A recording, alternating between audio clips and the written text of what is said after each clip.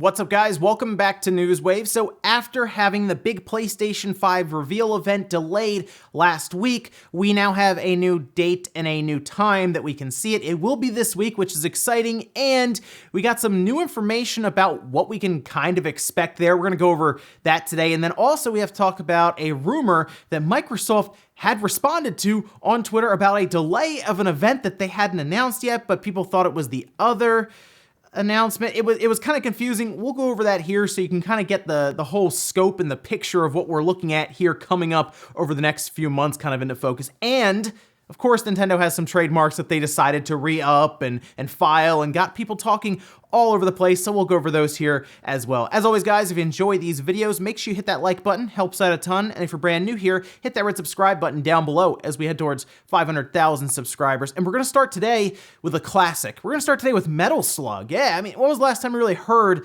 about Metal Slug? Well, I mean, the last time we technically talked about it was last year in 2019 when we found out that a new console game was in development, but after that, we didn't really hear much, at least until now. As you can see, Gamatsu posted up an article linking to what appears to be some information for Metal Slug that the new console game is about 80% complete, and there will also be a phone game on iOS and Android devices, which makes sense. I do think Metal Slug would make some sense on phones as well, even as like a free-to-play option, because it's pretty easy to die in that game, right? You get hit one, boom, and you're out. And then you maybe want to buy in some more, sure. But the fact that we would be getting a console game as well makes me care less about there just being a phone game on the market, right? If we just had a phone game and that was it, it'd be kind of frustrating. But a console game is exciting stuff for Metal Slug because it could look amazing on the newer hardware that we have.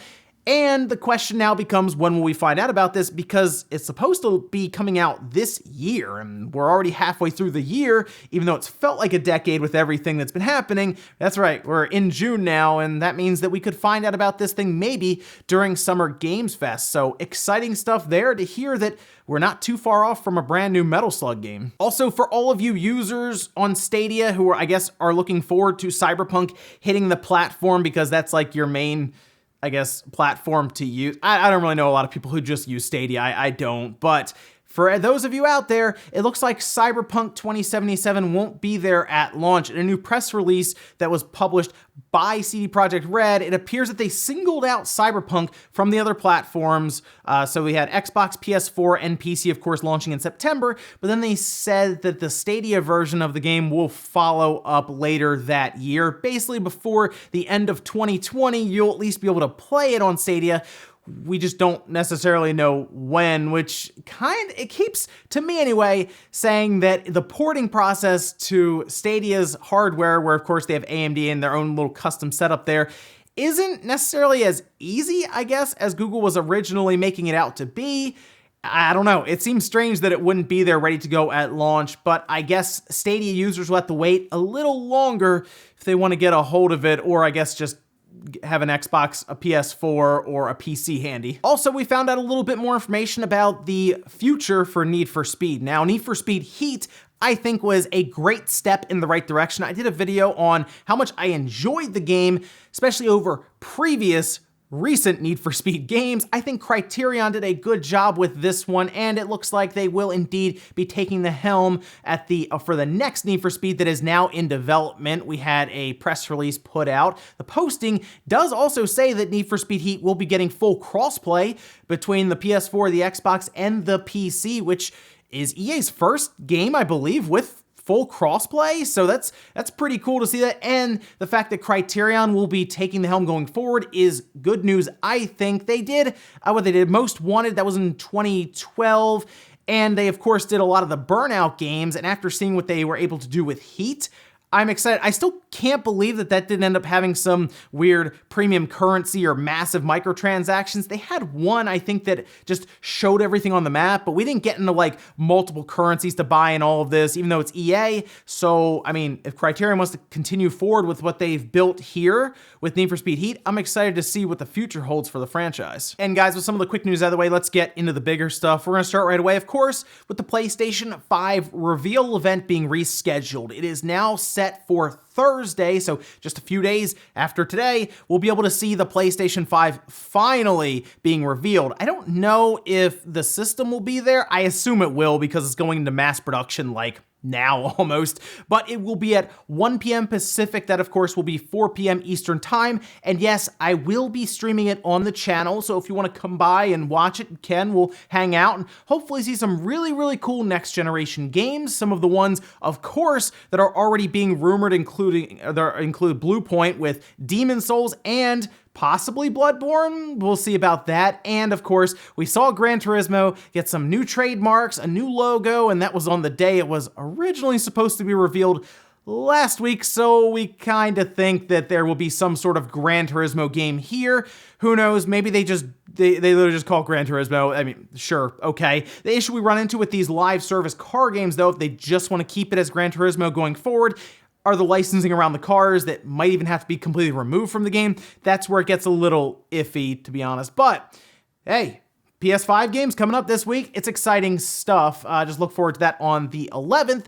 And the other thing that was very interesting was in the blog post that they put out with the update, they mentioned two things. One, they said you're going to want to watch this while listening through headphones because your laptop speakers or your computer speakers or TV or whatever won't really convey what they're trying to show you with what I assume to be is their new audio technology that we kept hearing about. And that is going to be something to see how this goes with everyone watching it.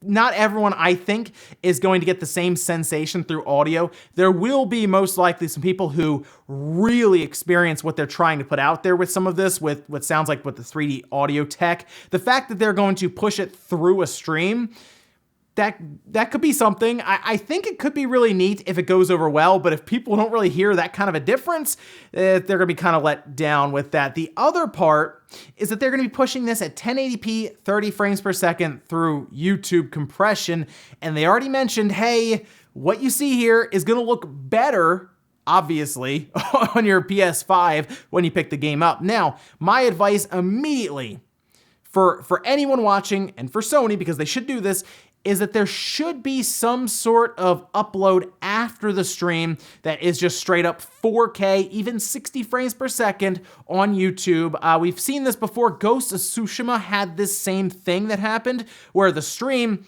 didn't look great at all. I think Last of Us Part 2, had this as well. Didn't look very good, right? But then we had the upload and it was better resolution and it looked so much better than through stream. The problem we run into right now is even on like YouTube, Twitch is a bit better, but like YouTube, the streaming picture just isn't great still. So, especially when they're trying to show off something that already has diminishing returns through the PS5. PS4 to the PS5, you're going to have it in front of you straight up native to really get a feel for the improvements they've made. So I'm hoping that they decide to take the time to show off the load times and, of course, to show off how big and how interesting they can make the worlds that we're going to be running through, whether it's in Spider-Man 2 or Horizon Zero Dawn 2 or who knows, show us God of War. They can do all kinds of stuff here, but exciting stuff. In a couple of days, we'll finally get to kick off next generation with Sony and Microsoft going at it for the next, I'd say 5-ish months leading up to the release of the systems. Next up, let's talk about some, I'd say, massive confusion for Microsoft. The rumors around some other reveal that was going to take place in June for them, their July event, and now August. It's kind of all over the place right now, but let's go through this so you understand what's going on. Take a look at this headline here. This is from VG247 saying Xbox event pushed all the way back to August. Now, immediately people thought, wait a minute, they pushed the July event back?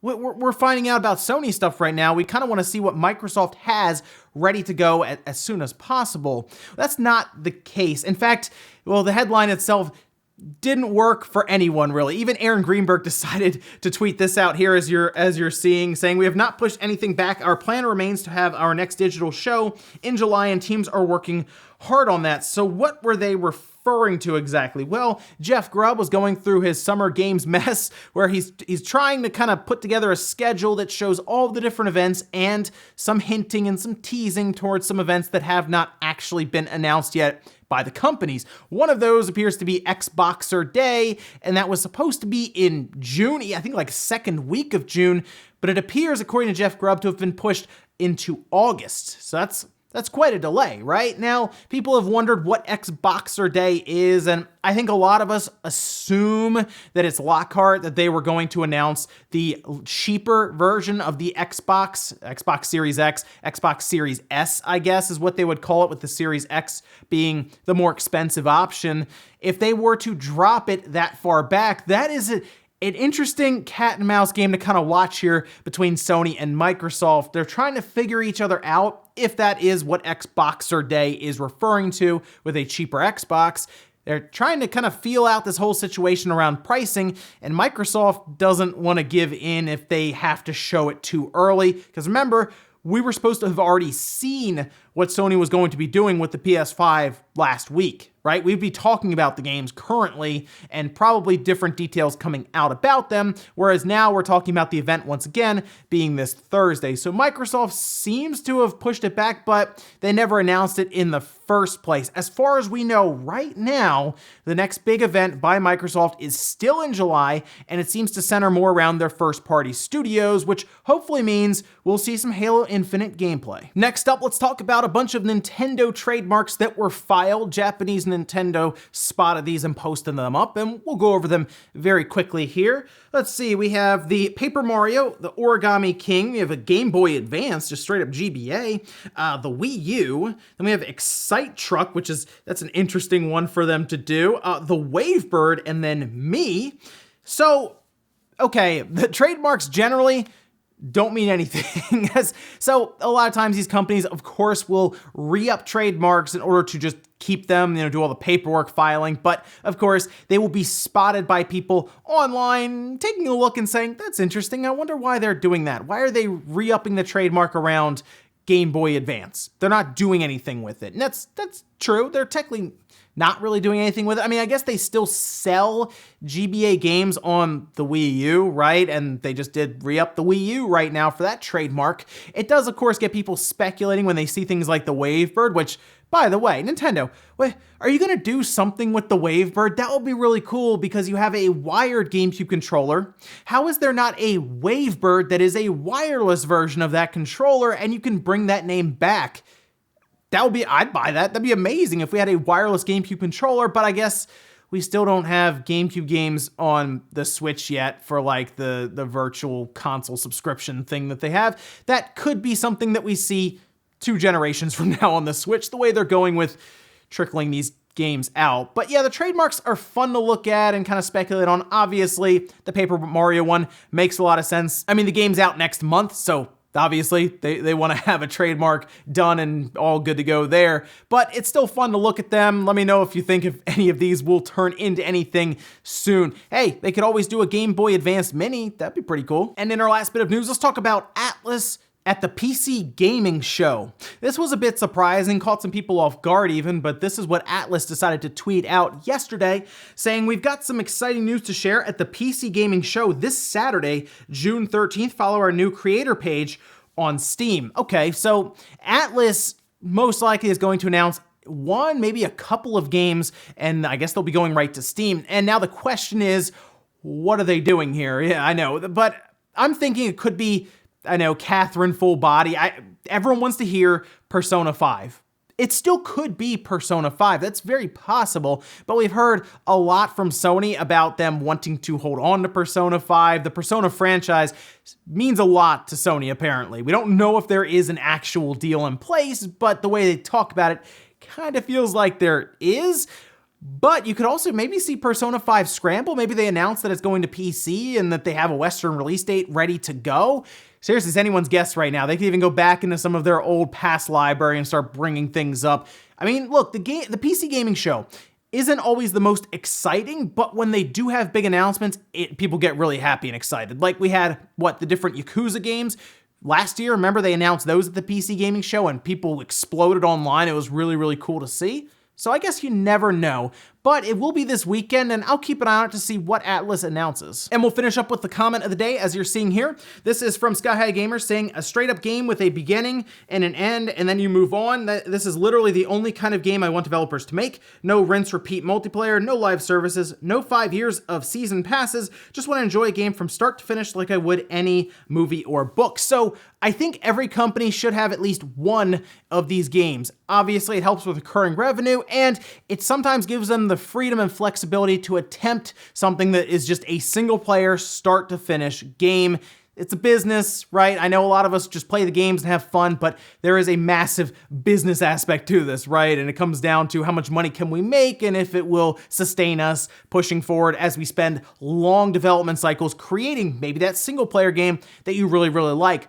First-party developers, Sony, Nintendo, Microsoft, have a reason to maybe create a God of War or a Mario Odyssey because they're trying to sell systems as well. Third parties, I think, would still like to create a single-player game like Ubisoft would, but they've kind of strayed so far to like the Ubisoft formula where they put a big open world map, a ton of stuff to do that can feel kind of samey, and then they'll sell you different things like experience boosters, or they'll make it a big multiplayer game.